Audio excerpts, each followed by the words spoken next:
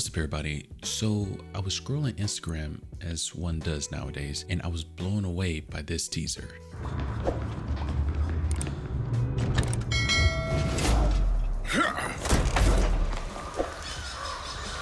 Now, as interesting and slick as this is, nothing boggles the mind more than the comments, which we'll get into later in the video. And if you want to skip ahead, I'll leave a timestamp here and there will be one in the timeline. But first, we're going to look at some interesting stories that came out this week.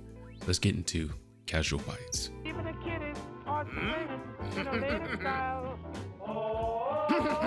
Starting out in pop culture, Kanye West and his wife have been banned for life from this Italian boat company for indecent exposure. If I'm being honest, this is the least weirdest thing that any celebrity has done, let alone Kanye West. I mean, this clip still exists. As you probably could have guessed by this moment, I have decided in 2020 to run for president. So, there is that. But if I'm understanding it right, it was the paparazzi that gave this story the extra twist. Now, not a fan of indecent exposure. I have 4 young kids, so I definitely agree with the Italian boat owner for banning them for life. But it's not like the media was doing this for altruistic reasons. Okay, you're good.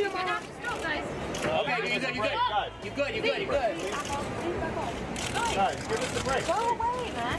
Please go away. They were taking a predatory position in the hopes of getting a scoop, which they know they'll get with Kanye West. We have social media, and celebs are more than happy to let you in on their latest shenanigans. We don't need people following them around and invading their privacy. I take responsibility. And this is a really good segue. Speaking of social media, consider this a PSA. Keep your kids off it. The absolute brain warping that happens on these platforms can definitely be considered abuse. For example, there's a trend going around called the girl dinner. This is particularly harmful to little girls because they are way more susceptible to eating disorders. These trends are becoming more popular as the issue of disordered eating among young people, particularly girls, is becoming more and more serious. And I know that a lot of these say that it's done in jest, but for these young minds, some of them won't take it that way. And there's already a rise in mental health issues in young kids. We also have an article of a young man dying from a challenge that no doubt surfaced online. New at 5, an East Coast family is mourning after the sudden death of a 14-year-old. The teen's family believes his death is tied to a social media trend called the one-chip challenge. Look, when I was growing up, we had plenty of stuff that ended us up in the hospital or were near-death misses. The thing that we didn't need was the internet challenging us to put Tide Pods in our mouths. All right, I'm putting my soapbox away. Let's move into entertainment. Anywho. First up, we have WB losing between $300 to $500 million. This seems to be a tale of two cities, however, with Barbie making $1 billion and with no one to pay because of the writer and actor strikes. They're looking at $1.7 billion of free cash flow in Q3. With Barbie being the only movie that they've made that's made $1 billion in a long time, they should be taking this time to cut out the rot internally while the actors and the writers are away. In this next one, we kind of have an entertainment and gaming tie-in.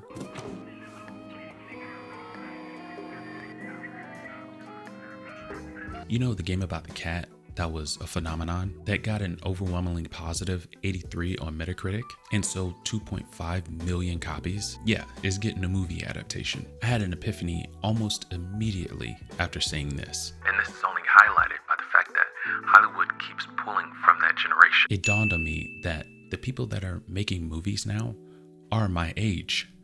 There's almost no downside to this. Video game adaptations at least, because they grew up playing, living, and loving these games. So I'm looking forward to the exact same love and care to go into the movie as the game did. And along with Stray, Sony has at least 3 more movies that they have in the chamber right now. So we'll get to see Kratos, which version of Kratos they still haven't unveiled that yet, and we'll get to see Aloy pretty soon. The more curious one will be the rumored Jak and Daxter adaptation. I swear, that's the last time I ever touch any stupid precursor crap! That's supposedly starring Tom Holland and Chris Pratt. That's all amazing news, but can we at least get a remaster of the original Jak and Daxter games? Oh, and one last thing in the entertainment block. With an amazing bit of polish, Godzilla has returned to his roots. あれはゴジラ。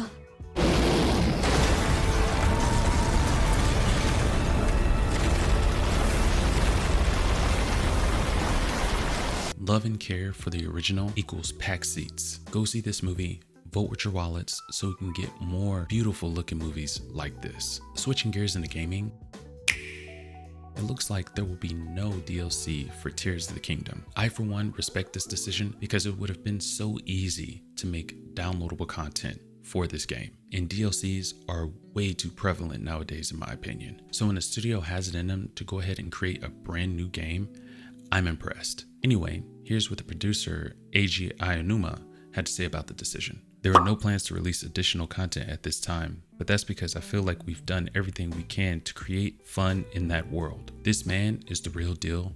God bless you, sir. Moving on, we talked about this story 2 weeks ago. Bethesda did include a tribute to Alex Hay. And if you don't remember, Alex Hay had been following the production of Starfield since the beginning, but in a tragic turn of events, got lung cancer and sadly couldn't make it to the release of the game. But Bethesda has immortalized Alex Hay. To all my friends and fellow explorers, I'm always with you out there in the Starfield. Love you always, Alex Hay. With Starfield crossing 6 million players on day 2 of standard access, a lot of people are going to see this note. So I guess there is a bit of humanity behind the suits. Moving on to more Starfield news. In this story, Starfield actually saves the life of this guy and his family. A Redditor by the name of totk,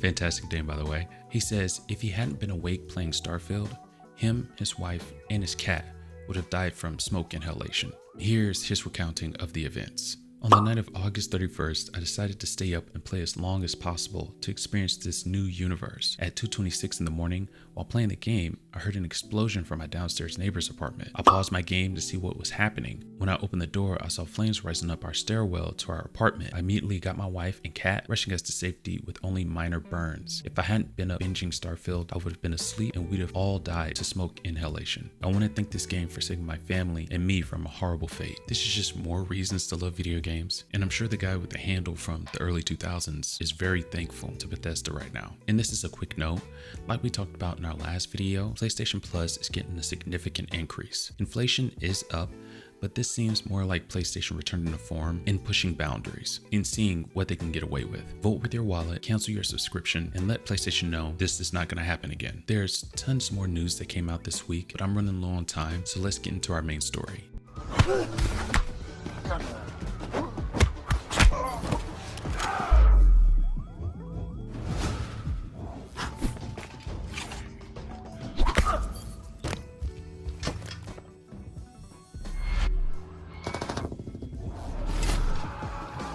Tenet of the Spark. I don't know if you've heard of this game that's in the works right now, but it looks amazing and it gives me Spider-Verse vibes. It's super vibrant and with like comic book onomatopoeias and descriptions splayed on the screen. It's a day one must have, no pre-orders. But let's take a look at the comments. That moment when you put a blackest guy in the game to meet ESGBS representation requirements and then give him the whitest Viking ancestor ever, Lamau. That's not how genetics work. That's absolutely how genetics work. Ah yes, a black guy turning into his ancestors, the Vikings. Right on, okay. There's another L take. Bruh, the black guy is black. Hold on, wait. Let's try that again. Bruh, the black guy is black, not mixed. Okay. And here's someone who is speaking sense right here. They even gave him a like. The game is about turning into a distant ancestor, not turning black or white. There are tons of white people that unknowingly have a black ancestor hundreds of years ago. So first and foremost, Vikings were more of an occupation. The peoples were Scandinavian. Secondly, according to ScandinaviaFacts.com, I know it's a little on the nose, who cite Gwen Jones, a historian on Viking history, who says there's evidence through their texts that there were brown and black settlers among the Vikings. Not to mention the intermingling that happened after that, and voila, someone like me can have Viking ancestors. Now, I didn't mean for this to become a history lesson or a history on ancestry, but when I saw this, it really riled me up for no other reason other than being wildly inaccurate. Now, in full disclosure, all the comments weren't like that. The majority were criticizing the game for the teaser not looking like actual gameplay. So there is that. But I did want to point this out because I think this is something that is absolutely stupid to even be having a conversation on. Not to mention, 5-year-olds learn this stuff. The game is being worked on by Zishi, who kind of have a background like the developers of Kena, Ember Labs, and I'm really looking forward to this coming out. Hopefully it does. There are no details on when it'll release or how far along they are in development. You can follow the game on Twitter X and stay posted on their progress. I know I am, and you can also follow us on Twitter X. Shameless plug. Anyway, let me know what you think about Tenet of the Spark. Day one purchase, or you think this is one that you'll pass on? Let me know what you think about that and all the other topics that we covered in the video in the comments. Leave a like if you enjoyed the video, and we're still trying to make it to 1,000 subs before the year is up, so don't forget to subscribe. See you next Sunday, but until then, keep it casual. Peace.